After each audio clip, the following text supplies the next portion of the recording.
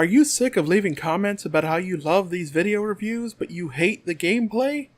Well, it's time to celebrate, you absolute unit! Now there's a new channel that's only for reviews. Just go to the Recovering Film Critic on YouTube. It's been described as a channel and neat.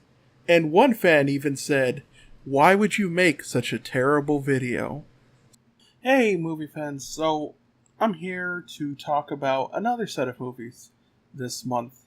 And these are movies that I actually enjoyed. I'm not going to pretend that I went through a lot of trouble to find them and, didn't enjoy watching them like I did with the Slenderman movies. I wasn't pretending, I just didn't enjoy watching them.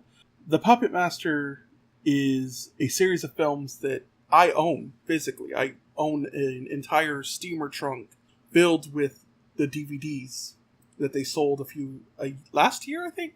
I love these movies. These are the movies that got me into horror films. I don't know why. When I was a very young kid, I saw my mom watching The Frighteners with Michael J. Fox. The Frighteners is not a scary movie, but there is a scene in which a ghost dressed up as Death attacks Michael J. Fox at a museum. The other ghosts fight him off. He escapes. But that visage of Death, that character pretending to be Death, was so scarring to me as a small child that I never watched any horror movies until I was about 13, 14 years old. Then, for some reason, I walked outside into the living room and my sister, I think, was watching The Puppet Master. And I fell in love with the way that the puppets moved. And I needed to watch it. It didn't matter that it was a scary movie. I needed to watch it. So I went out, I found a VHS copy, because VHS was a thing then, and I saw The Puppet Master, and I loved it. And I went out, and I found all the other ones, and I watched them. And I own them all in several different forms. And I watch them pretty much every year, because I love them. They speak to me. And that's why it's here in December, the month of joy, love, and family, that I've decided to talk about The Puppet Master. But, small problem, there's 12 of them now. As of 2018, there are 12 Puppet Master films. And I assume you don't want to sit here listening to me talk about this all day. So let's cut this down. Alright, let's remove these, and we'll focus on the core 5. Right? The quote-unquote true Puppet Master series. These are the 5 that are one long story, beginning to end. And then later on, we'll go into what I call the recap series, which is Puppet Master Legacy, The Curse of the Puppet Master, Retro Puppet Master, and I'll go ahead and throw in Puppet Master vs. Evil Toys when we get there. And then, maybe next year, I'll talk about the renaissance of the Puppet Master with Axis of Evil, Axis Uprising, The Littlest Strike, all of whatever's come out by then. But today we're going to focus on the core 5. And we're just going to go in order. There's not going to be any ranking to them. I'll tell you straight up, the first one's the best one. If you don't like the first one, you're not going to dig the other two. Especially 4 and 5. 4 and 5 get a little... But we'll deal with that when we get to it. Let's talk about Puppet Master 1. So, Puppet Master 1 opens up with a first-person shot kind of going through this hotel lobby after they see a car pull up. And you don't see what it is, but you see that it is very short and very hard to see. He runs through the lobby without anyone really noticing him, while it sometimes cuts to an old man working on a doll. Eventually, a lady sees him, gets startled, and we meet Blade, the kind of mascot and leader of the puppets going forward. He's definitely the most famous one. He is my second favorite one. I'll get into my favorite one when he shows up. But Blade is probably number 2. And Blade goes up and tells Andre Toulon, who is the old man, that people are here to find him. We will later learn that these people were Nazis and that Andre Toulon was hiding the secret of how to bring puppets to life. He locks the puppets away, hides them, and shoots himself, right? Cut ahead several years, and we meet a group of people who are all in some way psychic. A group of them can feel the past of a room, like if someone was murdered there, or the much more apparently common outcome of people had sex in this room, and she really needs to, channel that energy for whatever reason. Another claims to be like your generic circus fortune teller who uses a crystal ball and everything. And our main character, who I guess just when he dreams, he sometimes dreams not really the future, just like a possibility of the future, or like a way to interpret the future from it. It's kind of weird. But they are all psychics, and they have all come here because their friend Neil tells them, hey, I found where Andre Toulon hid the puppets. I mean, not the puppets specifically, just he hid his treasure here. But when they arrive, they find out that Neil is dead. He wasn't killed, he killed himself. And they continue to try to search for Andre Toulon's treasure, I guess, while they're there. And also, mourn their friend. The puppets show up and start, picking them off.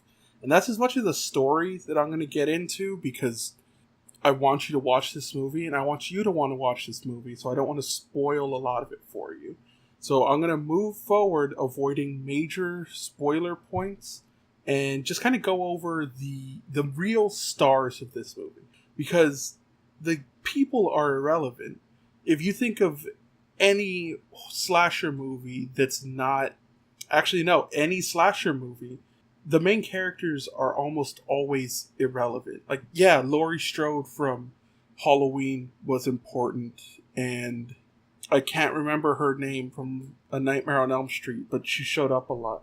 I want to say it's like Natalie or something.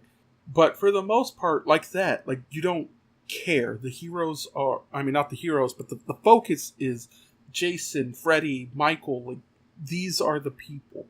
So let's go over the puppets that are featured in this film. First, we met him earlier. His name is Blade. Not a super creative name. He has a blade for one hand, a hook for the other. That's the extent of Blade's power or ability. He just has a knife in one hand, hook for another, and sometimes his eyes have little, like, needles in them. They really only show up when he's excited or angry. It's a sign of he feels emotion or is overwhelmed by emotion. And he looks really cool. That's all that Blade has to offer. A lot of these puppets are very simple right now. Like his partner in crime and friend, I don't know, Pinhead. Pinhead is well named, large body, tiny head, very strong. Strong enough to take down a full-grown adult person as a puppet and physically beat them to death. Now, they do all have backstories of why they are the way they are, but we're not going to get into that for several movies. So just at the moment, they are what they are, and that's all that they are.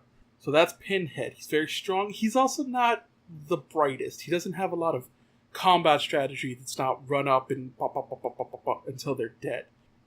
But that's okay, because he does have a friend who is a master of stealth kills, and that is Mrs. Leach. Mrs. Leach has one of the slowest killing abilities ever. She requires her target to be completely incapacitated and unable to defend themselves so that she can regurgitate leeches out of her mouth. Like, she vomits them up and onto her victim's body, killing them. That's how she kills them. Usually she is assisted, obviously she has to be, by Blade or Pinhead, who holds them down or otherwise incapacitate them and leave them to her to finish the job.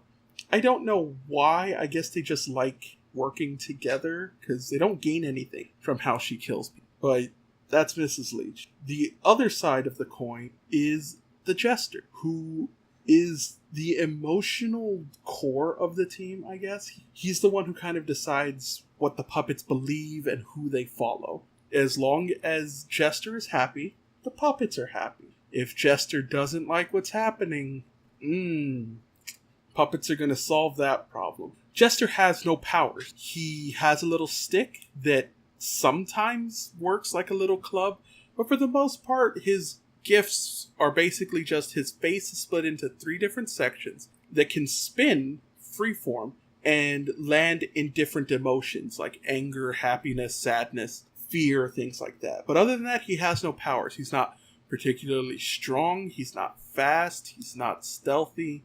Jester is Jester and nothing else. He is the weirdest puppet considering he is on almost every single movie. So whatever. At the end, we have Tunneler, who is a lot better than Jester and probably even better than Mrs. He's up there in terms of kill potential with Blade, maybe a little higher than Pinhead.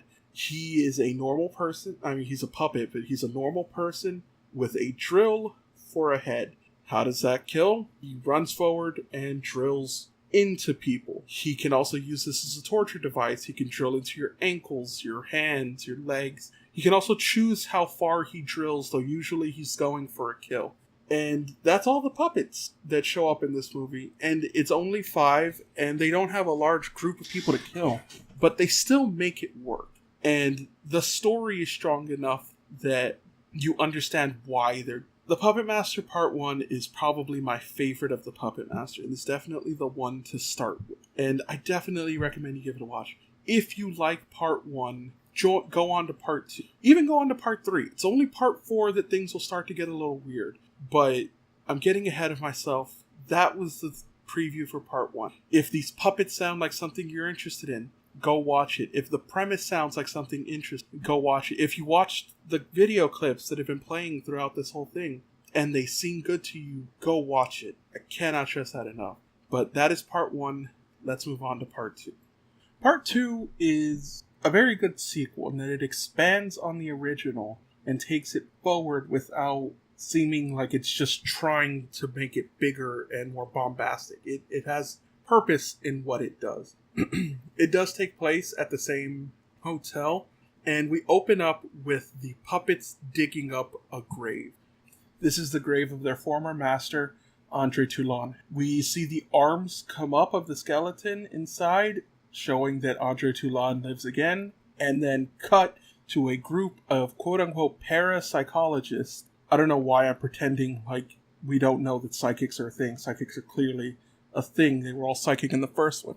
But they're here to investigate the murder of the woman from the end of the first one, and some of the other characters have gone insane, or are presumed insane because, they're talking about these killer puppets. While they are there, they meet a man named Enrique, who says that he now owns the hotel, he bought it, and he's here to renovate, reopen it, hopefully one day. But they are free to conduct their investigation while he gets everything ready. Now, what he does from here on is kind of weird, but they don't have the ingredients, I guess, to form the formula. They need more, and to get it, you have to kill people. So the puppets are sent out to do their thing. And this is where the movie gets interesting, because this is the first time that puppets die. Now, granted, they're puppets, so their death isn't, earth-shattering or anything. They can be rebuilt and reanimated somehow, I guess. It's not really made clear, but they can come back. But this is the first time you see that humans can beat them and can fight for their survival, and this becomes important as the series goes on. We see the death of 2 puppets. One is... Actually, you know what? I'm going to leave that vague so that you can experience those moments for yourself. So, moving forward, this movie does also introduce a new puppet. This is up there in my favorite puppets. Probably number 3 behind Blade, but a very close number 3, in that this introduces Torch. Torch is a soldier, like a tank. He wears a leather jacket. He looks super dope. Got a little hat and everything. But the most important thing, I guess, if you're into how they kill people or whatever, is the torch that is his hand. And it shoots an enormous flame, like a flame so large that it engulfs a fully grown woman, and he's about 6 inches tall, maybe? That's very short, actually. He's maybe a foot something. But he is a small thing with a very tiny torch, so to just see this huge flame come out is beautiful. The basic premise is Andre Toulon is trying to find a way to get out of his skeleton body and into a man-sized puppet that he's built for himself. And he does eventually, and it looks horrifying. Like, look at it. I want this face burned into your nightmares. Look at it. Anyway, so in the process of gathering the materials in order to transfer himself into this mannequin, he gets very angry with how ineffective the puppets are. Surprisingly, I guess he thought the puppets would be a killer task force, despite the fact that one puppet does nothing, he has no combat ability, and the other requires someone to hold down her target so she can kill. But he gets upset, starts mistreating the puppet, and that is not something you want to do. The puppets, while they do have a master, it's called the Puppet Master, don't really care about their master. They do what they want to do, and that's it. If you are nice to them, if you treat them well and with respect, they will follow you to the ends of the earth and they will kill at your command. But if you mistreat them, if you beat them, if you hurt them, they will bring unholy vengeance upon you. And that's what they do to everyone in the hotel. It's beautiful to see. And I know that sounds like kind of a spoiler, but it's really not in the large scheme of things. This is a really good movie. It is a great sequel. If you liked the first one, you are almost 100% guaranteed to like the second. It is just a better, bigger version of the first one, and I definitely recommend it wholeheartedly. Let's move on to the third one that features my favorite puppet of all time. Puppet Master Part 3, Toulon's Revenge, takes place in the past. Kind of. It takes place in 1941 specifically, which kind of spits in the face of the established history, because in Part 1, Andre Toulon commits suicide in a hotel room in 1939. But we'll just chalk that up to, I don't know, they didn't think people would care or keep track because the internet didn't exist back then. So let's not care or keep track. So this is the story that kind of explains where all the puppets come from. With the exception of, I think, Jester and Tunneler, you see the souls that inhabit most of the puppets. Blade, Leech Woman, I want to say Pinhead, but he might already be animated when the movie takes place. But it's just to show where they come from and why they do what they do. They weren't always bad puppets. They used to just put on shows for kids. Granted, they were anti-Nazi shows in Nazi Germany, which is what got them into trouble. But they just wanted to entertain. They weren't evil. They weren't killers. And because he puts on these shows that insult Hitler and everything, the Nazis, they come down on him. They burn down his theater, and through a series of events, his wife is killed, which is what motivates him to go on, this revenge spree. So he starts taking dead people and animating them. It's how Leech Woman comes to be. It's how Blade comes to. This movie features my favorite puppet in the entire series, the whole series, in Six Shooter. Six Shooter is your generic old Western gunslinger, like a cowboy, except he has 6 arms. Gunslinger's supernatural power? He has guns. That's it. His guns work. They're real guns. He can also psychically control this little bandana that's in front of his face. He usually pulls it up before he shoots, and then he brings it down after the target is dead to reveal his constant smirk, and he only speaks in chuckles. It's the best. It is hands down my favorite puppet in this entire series. And there's not a lot really to unpack here outside of it's the background for the puppets. You get to know something about Andre Toulon and why he became the way he did, but it doesn't really justify his whole part in part 2. It's just, weirdly enough, it's to make you feel an emotional connection with the puppets. They're trying to humanize them for you, the viewer. And you'll see why come part 4, but that's really the point of this movie. So I'm sorry, there's not really a lot to say about it. Is it as good as 2?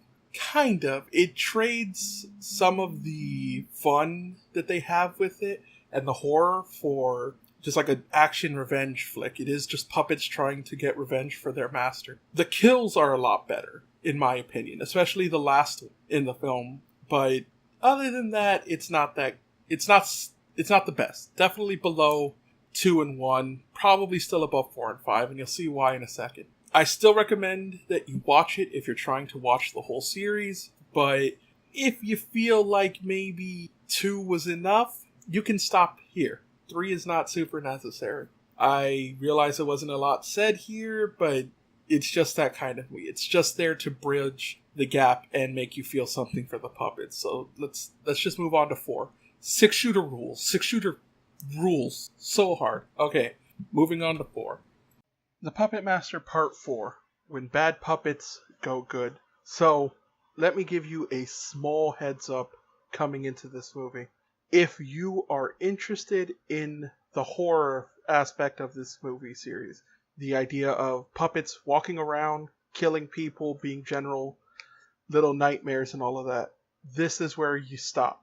This is where things are going to take a turn for the weird, which sounds unusual considering this is a movie series about living killer puppets, but this is where you stop. Watch the first 3, watch my reviews of the later ones, but bye, I'll see you later. If you are interested in the puppets, if part 3 did its job and made you feel like you were interested in what the puppets are doing, welcome to part 4, where we are introduced to Sutek and the totems. Sutek is a demon or some kind of primeval evil that exists in the netherworld, and he sends his lackeys / other demons, called the totems, into our world to cause general havoc.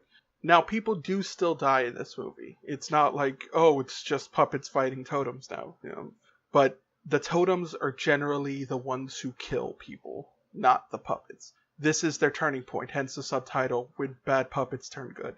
It's fine. It's fun to watch, I guess, but it is not what I got into this series for.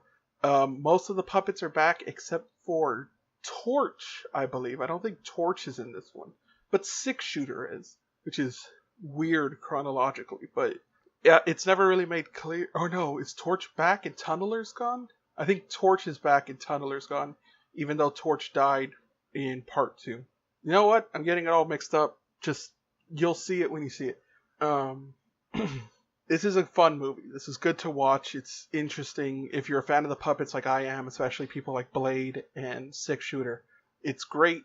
Give it a shot. See if it's what you think. Maybe have a few drinks first. Maybe, pass. But give it a shot. There's only one new puppet in this one. His name is Decapitron. He's not actually like an execution or anything. He's called that, I guess, because he has movable heads. Like he could switch the heads on his puppets, and he can only be powered by the serum and lightning, like Frankenstein's monster. But yeah, there's not really a lot to say about this one without getting into some spoilers. Sutek is an evil force that doesn't like the fact that humans have access to his reanimation serum. So he puts some demons into the totems and sends them to Earth, and a new puppet master is introduced, and he and the puppets have to send the totems back to hell or wherever they came from in order to protect the serum and the rest of humanity. That's really all there is to it. And I know that sounds a little sparse, but that's because you haven't heard about Part 5 yet. Part 5, The Puppet Master, The Final Chapter. Like every other horror film named The Final Chapter. No, it's not.